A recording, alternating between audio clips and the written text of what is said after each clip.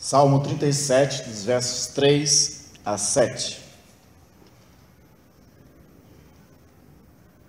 A palavra do Senhor diz: confie no Senhor e faça o bem, habita na terra e alimente-se da verdade. Agrade-se do Senhor e Ele satisfará os desejos do seu coração. Entregue o seu caminho ao Senhor, confia nele e o mais Ele fará. Fará com que a sua justiça sobressaia como a luz e que o seu direito brilhe como o sol ao meio-dia. Descanse no Senhor e espere nele.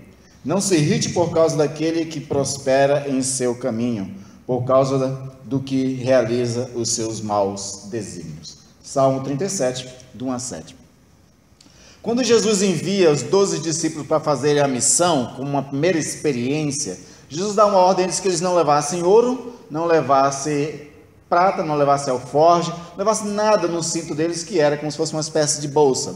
Que eles também não levassem 2 sandálias, 2 túnicas, roupas extras, cajados extras, não levassem mais nada. Era um teste para os discípulos confiarem na graça do Senhor, de que Deus ia suprir todas as necessidades naquele momento onde eles iam ter aquela experiência. E se for cada um de nós que tivéssemos uma experiência daquela, com certeza, ainda com a fé não muito treinada, a gente ia ter muita ansiedade. Ia ficar no nosso coração palpitando a ideia: será que a gente vai ter sustento? Será que a gente vai ter um lugar para dormir? Será que vai esfriar muito e eu vou ter a capa adequada? A gente ia ficar no estado de ansiedade, e essa ansiedade, inclusive, ia atrapalhar de que a gente conseguisse fazer a missão corretamente. Mas foi um teste para os discípulos. Eles passaram nesse teste, eles voltaram cantando louvores a Deus pelo bem-sucedido que foi o teste que eles passaram. Eles expulsaram demônios, curaram enfermos e fizeram alguns milagres e vieram felizes para isso.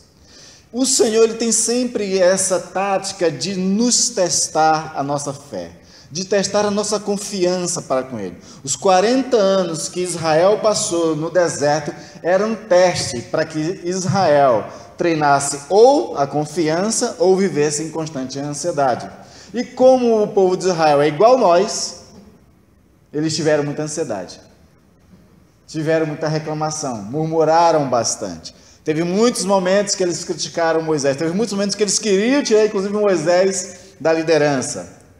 Queriam voltar para o Egito. Enfim, nós somos assim, nós somos seres ansiosos. E essa ansiedade, pegando esse texto de Jesus que envia os 12 discípulos, essa ansiedade torna-se um peso. Então Jesus queria que eles não levassem pesos. Queriam que eles levassem confiança. E como nós estamos falando de bagagens que a gente deveria tirar das nossas malas para que a gente possa fazer essa nossa viagem de peregrinação sobre esta terra até a vinda do Senhor, então nós temos também de tirar da nossa bagagem a ansiedade. E o que é a ansiedade? A ansiedade é medo. Medo de que as coisas possam não acontecer como a gente espera. Medo de que a gente não vai ter o suprimento. Medo de alguma coisa que a gente gostaria que acontecesse e não existe certeza disso. E aí, por conta de que a gente não confia no passo seguinte, como vai ser o nosso futuro, como vai ser a situação, a gente fica com essa ansiedade. A ansiedade é sinônimo de medo.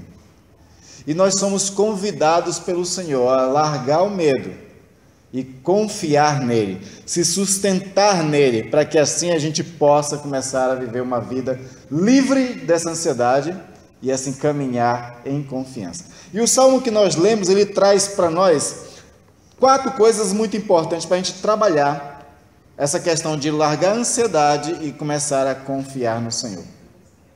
E esse salmo, ele traz para nós essas 4 palavras. Eu quero que você sublinhe, se você é daqueles que sublinha a Bíblia. Você não é daqueles que acredita que a Bíblia é a boca de Deus, não, né? Porque eu já vi de gente dizendo assim, quando você estava sublinhando: você está riscando a boca de Deus, está passando batom na boca de Deus. Não tem nada a ver uma coisa com a outra, viu, gente? Então, se você tem costume de sublinhar, sublinha essas 4 palavras. A primeira delas está no versículo 3.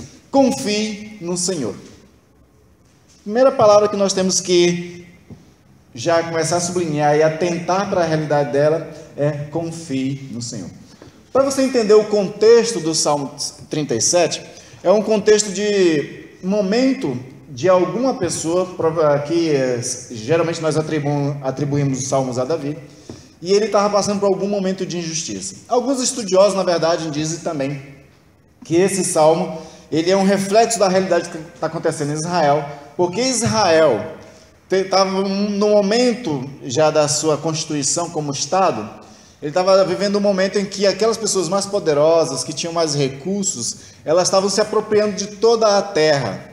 E aí muitas pessoas não tinham terras, e aqueles que ficavam na terra de alguém trabalhavam em prol dessas pessoas, e assim ela não tinha direitos quase.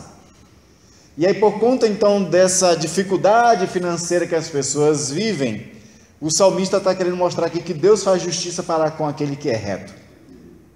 Que Deus vai assistir essas pessoas. Que Deus é um que olha para os necessitados e atribui, né, favores a esse necessitado. E para esse necessitado, seja a nação israelita que está passando dificuldade, né, o povo que passa dificuldade, ou seja, Samuel, a palavra que o Senhor quer dizer para eles, primeiramente é essa: confia no Senhor. E confiar é você dar crédito. Guarde esse significado de confiar, é dar crédito. Deus tem crédito para com você? Você confia em Deus?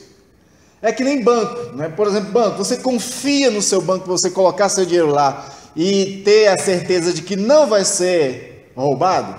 De que não vão extraviar o seu dinheiro? Você tem essa certeza?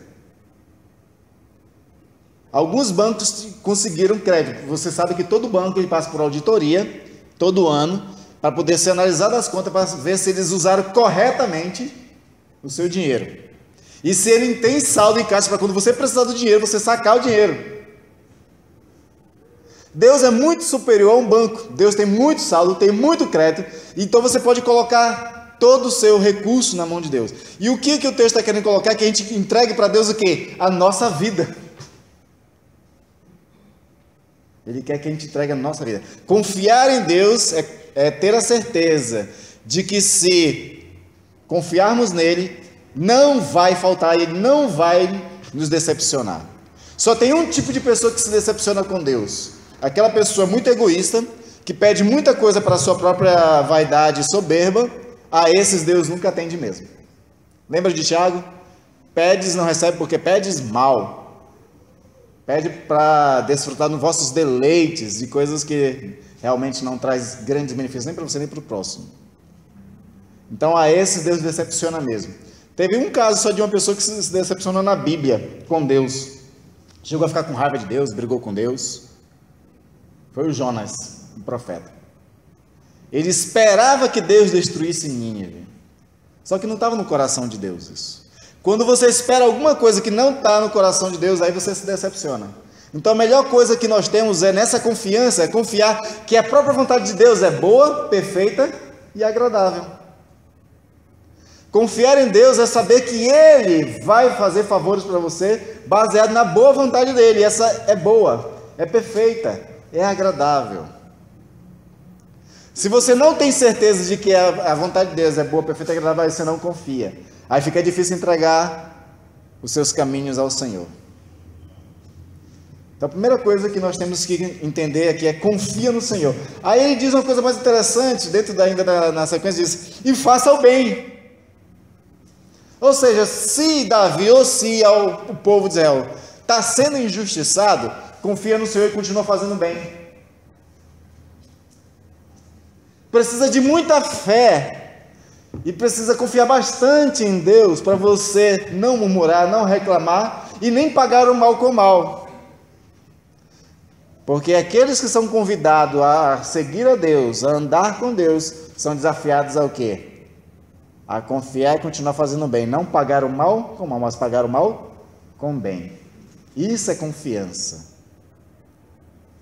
Quando a gente quer pagar o mal com outro mal, ou reclamar, ou só exigir fazer litígio, isso demonstra que a gente não tem total confiança no Senhor. Paulo ele critica a igreja de Corinto por um momento que eles estavam passando, em que eles deveriam, entre eles mesmos, julgar uma pessoa. Só que eles não resolveram fazer isso, eles resolveram colocar na mão dos homens a justiça. E aí começaram em litígio.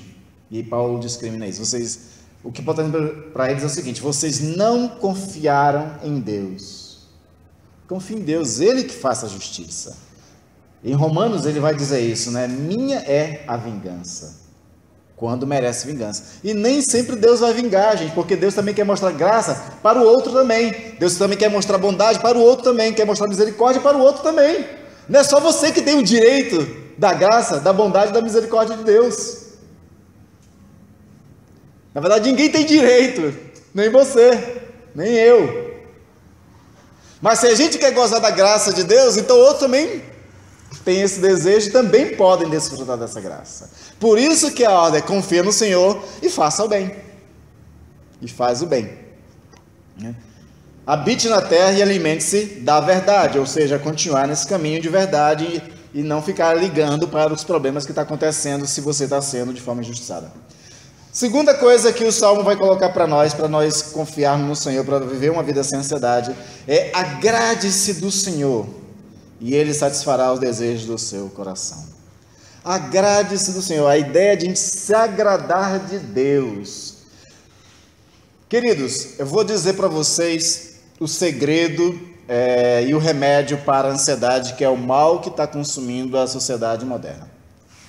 Muitas pessoas que vivem em estado de ansiedade querem tomar remédio ou querem ganhar um salário maior. A mocinha quer o jogador de futebol, né?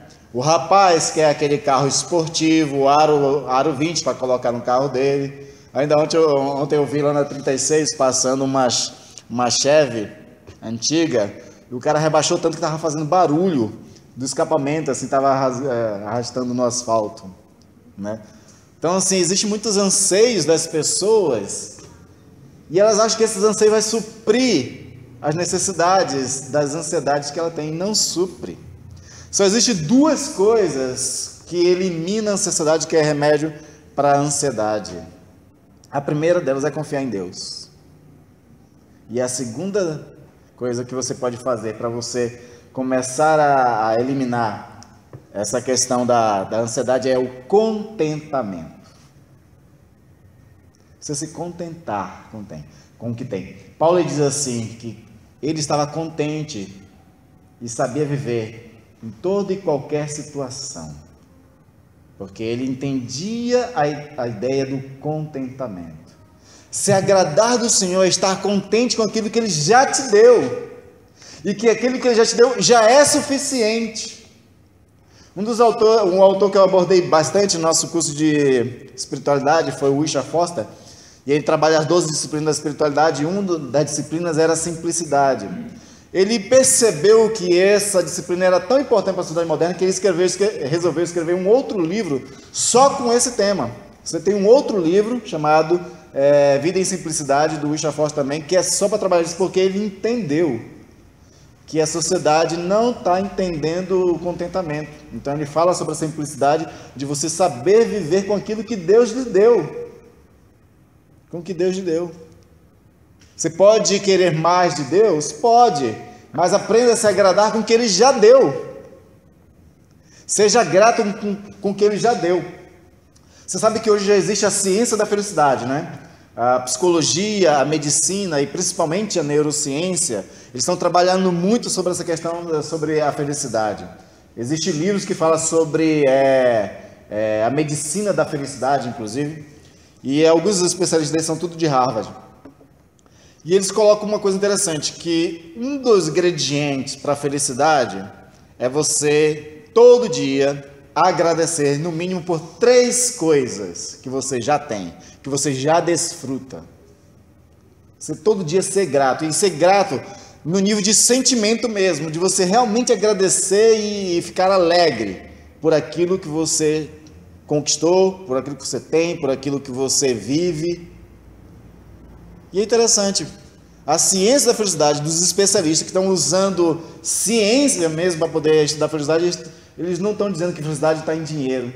Eles não estão dizendo que felicidade está na mocinha conseguir casar com um jogador de futebol. Na verdade, né, tem muita, que é a chamada Maria Chuteiras, né?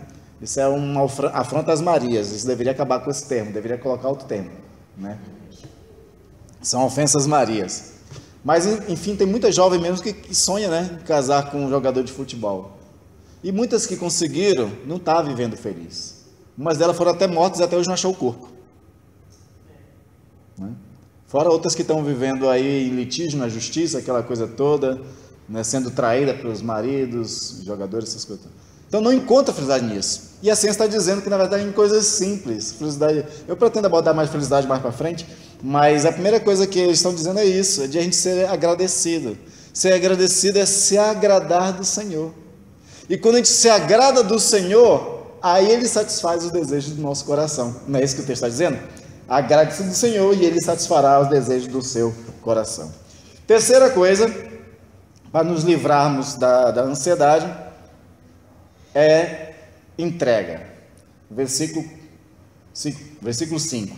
Entregue o seu caminho ao Senhor, confia nele e o mais Ele fará. Entregar-se completamente. Paulo, ele diz, eu não lembro se é Paulo ou se é Pedro, mas ele diz assim, entrega ao Senhor toda a sua ansiedade, faz conhecido do Senhor, né? Todas as suas petições, ansiedades, e aí Ele vai estar te guardando. Essa que é a ideia. Você está passando por um momento difícil, está tendo um problema, está tendo alguma causa difícil, alguma coisa que está te perturbando, um incômodo, entrega para o Senhor.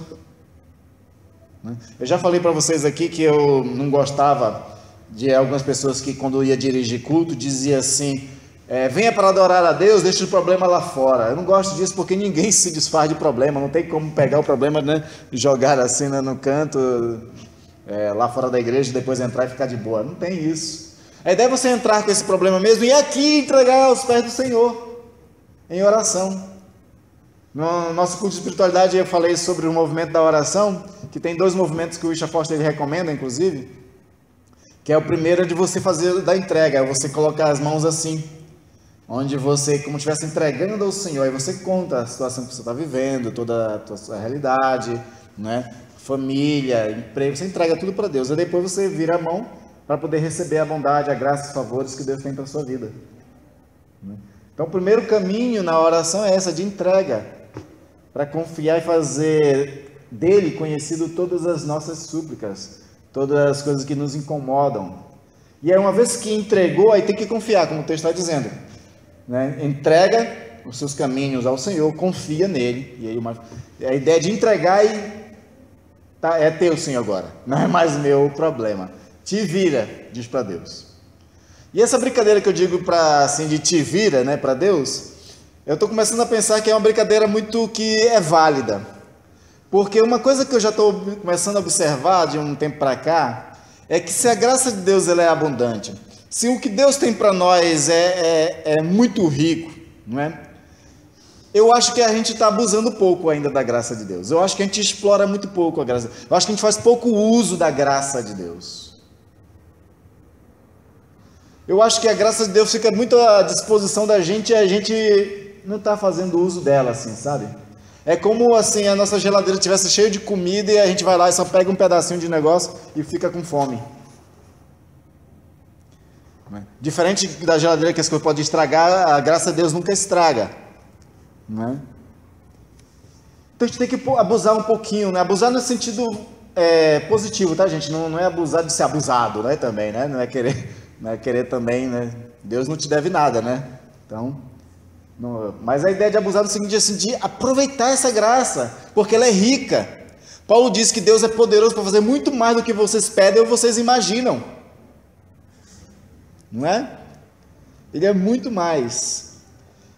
Então nós temos muito para poder aproveitar de Deus. Lá no Isaías, para Israel, o Senhor diz assim: se quiserdes me ouvir, comereis o melhor da terra. Que é a ideia de a gente poder aproveitar tudo que Deus tem para nós. Jesus ele diz que ele veio para dar vida e vida em abundância. E a gente vê, né, na verdade, muitos crentes não vivendo em abundância, mas vivendo em escassez.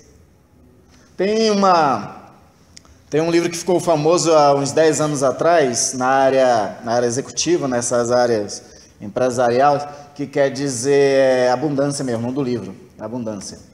Ela foi publicada no Brasil pela HSM, que é uma editora que só escreve para altos executivos.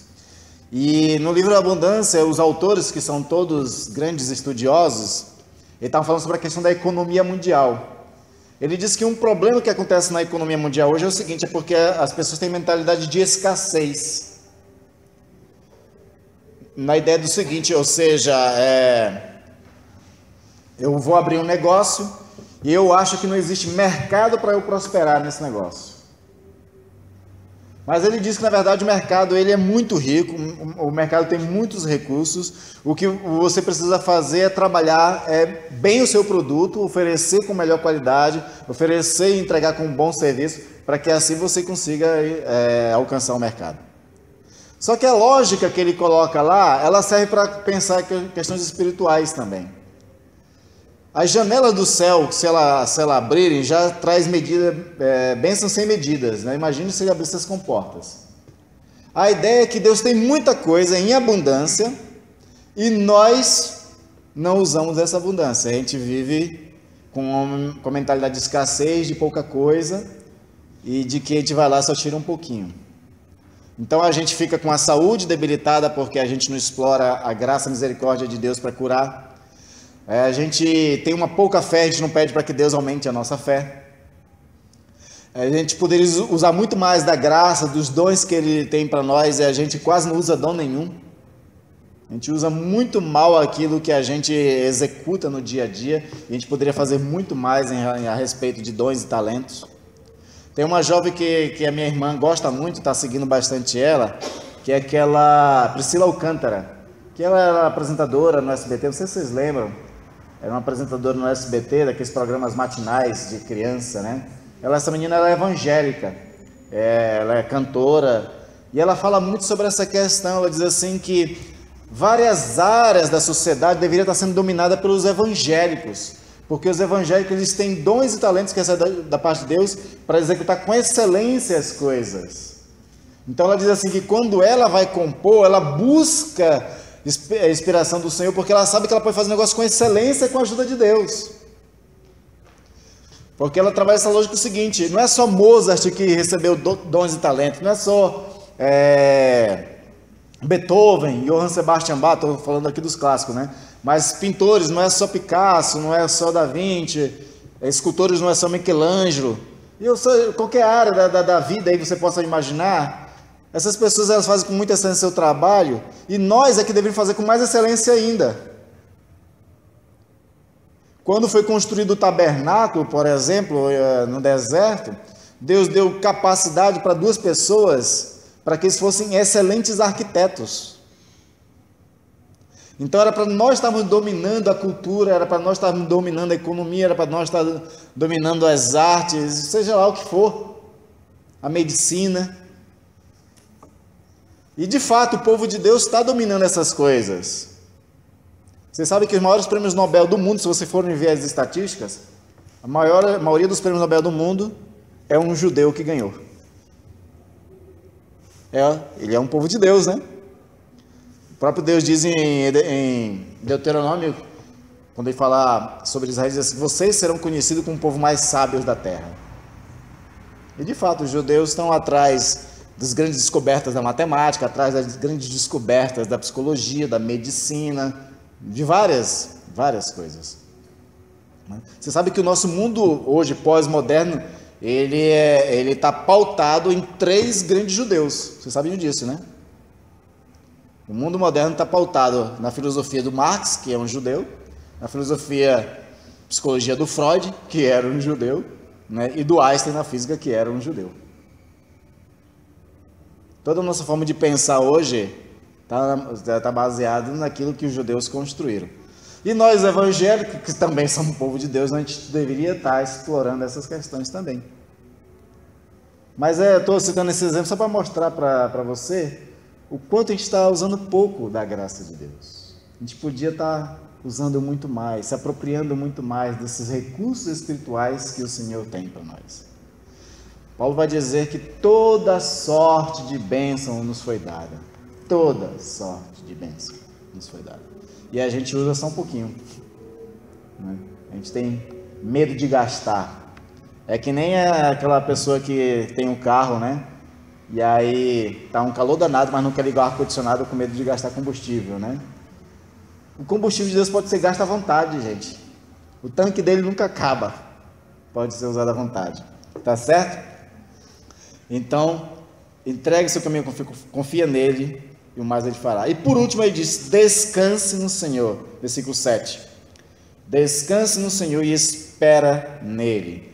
Então, primeiro era confiar, agradar ao Senhor, entregar e agora descansar. Se você confia, se você entregou a Ele, se você se agradou dele e se entregou a Ele agora os seus caminhos, agora é só descansar. Se você entrega alguma coisa para Deus em oração e fica preocupado, isso não é descanso.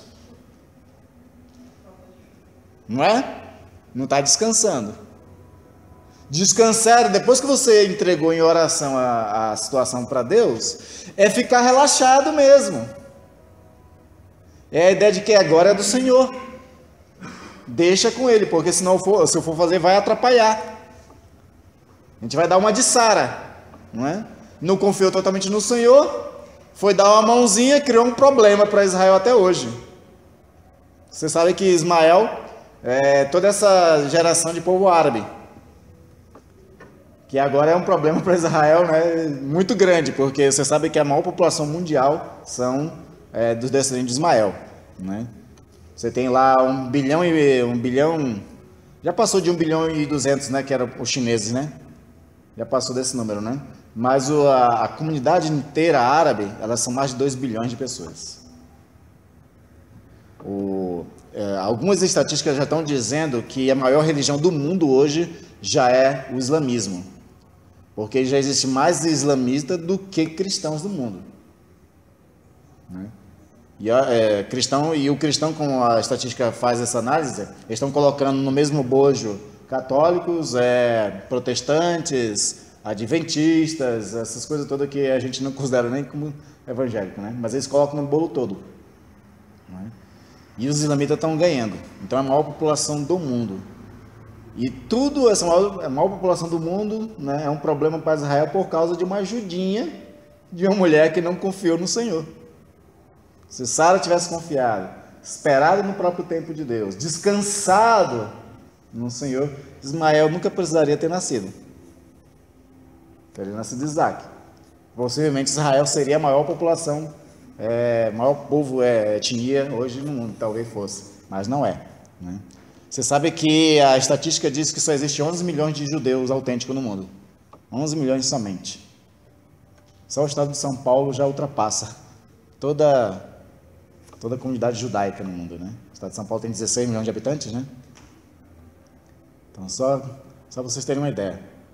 Tudo por causa de uma ajudinha de alguém que não aprendeu a descansar no Senhor. A ideia é a gente descansar no Senhor, esperar nele. Descansa no Senhor e espera nele. Só que aí eu gosto de ler o restante do versículo para você ter um entendimento melhor do que o Salmo está dizendo, ó. Não se irrite por causa daqueles que prosperam em seu caminho, por causa do que realiza os seus maus desígnios. Quando você descansa no Senhor e você espera nele, você não fica nem se irritando, nem se incomodando se os outros estão sendo bem-sucedidos e você não.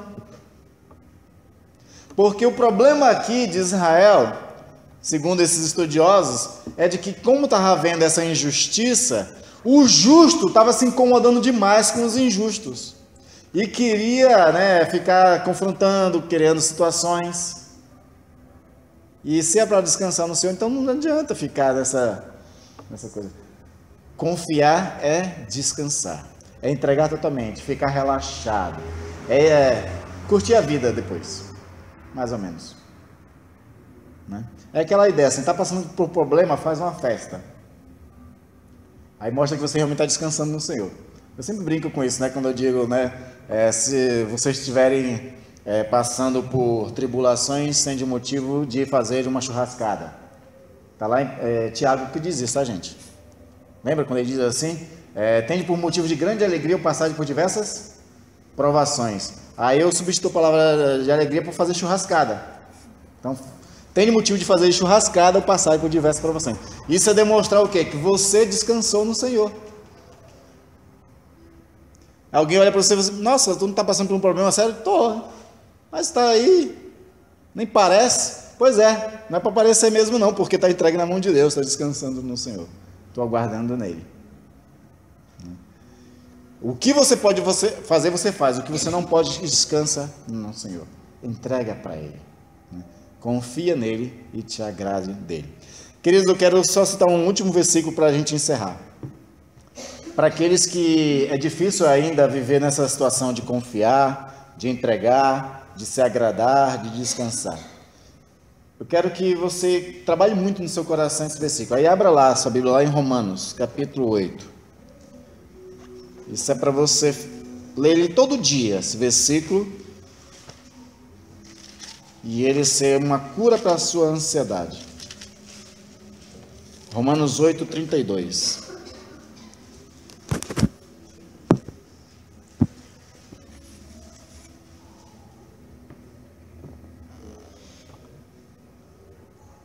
Olha só o poder dessas palavras que Paulo está dizendo aqui. Aquele que é Deus, que não poupou o seu próprio Filho, mas por todo nós o entregou, será que não nos dará graciosamente com Ele todas as coisas? Deus que não poupou o seu próprio Filho, mas por todo nós o entregou, será que não nos dará graciosamente com Ele todas as coisas? Você acha que Deus vai deixar de abençoar você? Se Ele já deu a maior bênção de todas, que foi o seu próprio Filho? O resto é fichinha para Deus. O mais difícil para Deus, que Ele não conseguiu nem suportar em olhar, foi ver o seu Filho na cruz do Calvário. E Ele deu o seu Filho para morrer por nós. Se Ele deu Jesus, que era o seu maior bem, o seu único e maior bem, então as outras coisas Ele vai dar com muita graciosidade. Por isso, buscar em primeiro lugar o reino de Deus e a sua justiça. As outras coisas vos serão acrescentadas. Vai ser acrescentado tudo que você precisa, querido. Então não precisa ter ansiedade. Confia no Senhor. Se agrade do Senhor. Entrega a Ele e descanse nele. Oremos.